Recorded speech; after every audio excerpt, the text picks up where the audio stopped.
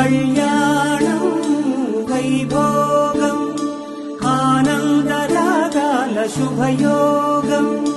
కళ్యాణం వైభోగం ఆనందరాగాల శుభయోగం.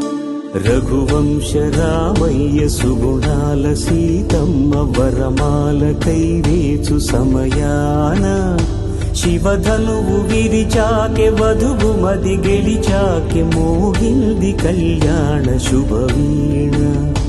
కళ్యాణం వైభోగం శ్రీరామచంద్రుని కళ్యాణం.